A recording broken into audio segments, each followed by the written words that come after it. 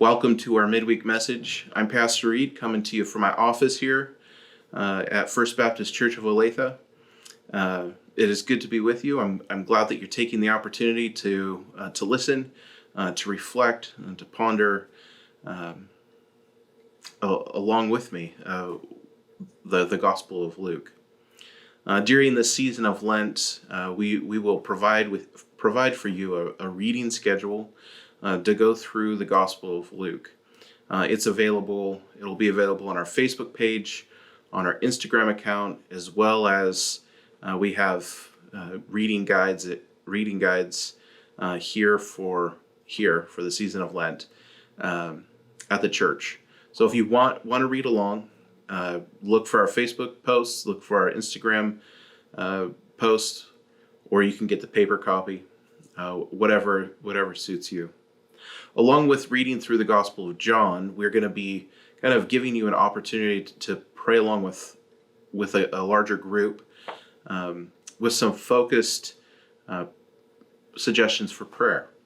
And during the first 10 days, we'll be focused on you and your family. The prayers will be focused on you and your family. And in the days 11 through 20, the prayer prompts will be focused on First Baptist Church of Olathe. And then days 21 through 30 will focus on your community. And days 31 through 40 will continue to broaden our perspective, and we'll be praying for the world. What I'm asking you to do is I'm asking you to read Luke, pray this prayer, reflect, and then my midweek messages will be my reflections on what I've read and what I've prayed. So here's what I got from this story. Luke tells us about the announcement of and the birth of John the Baptist. And one of the really little things in this story stood out to me. Now, the gospel says this kind of as it begins to tell this story.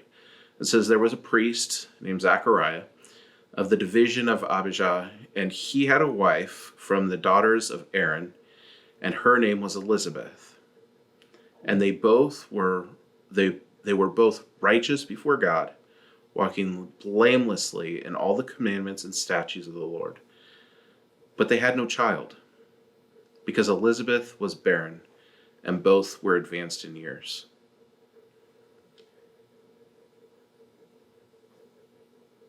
So these people were righteous, good folks, but Elizabeth had this shame of not being able to be a mother.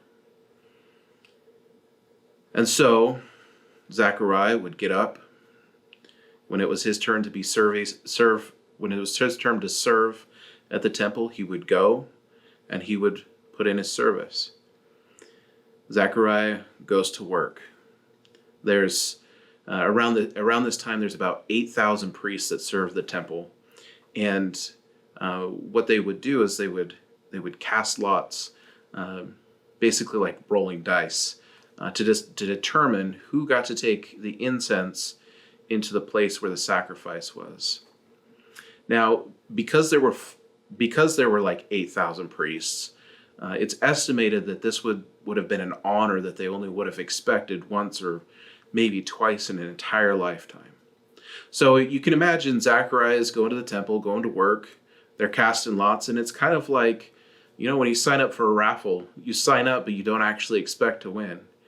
And so Zachariah shows up like it's going to be any other day, and lo and behold, he is drawn to be able to take the incense into the holy place. The thing that strikes me is that Zachariah is just going to work.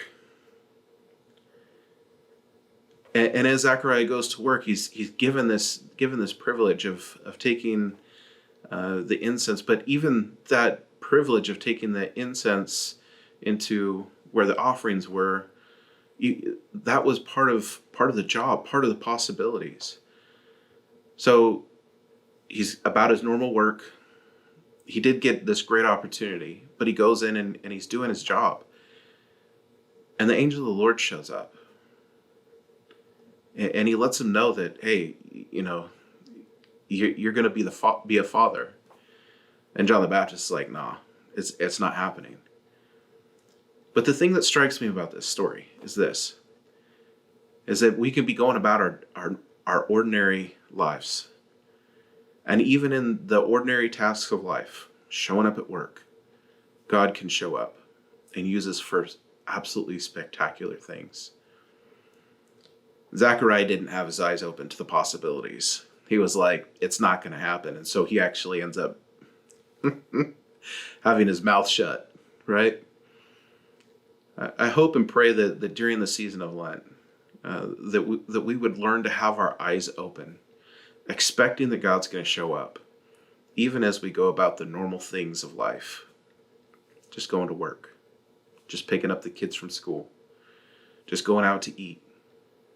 See where God's trying to show up, where he's trying to do something spectacular, where he's trying to use you to bring light and life to the world around you.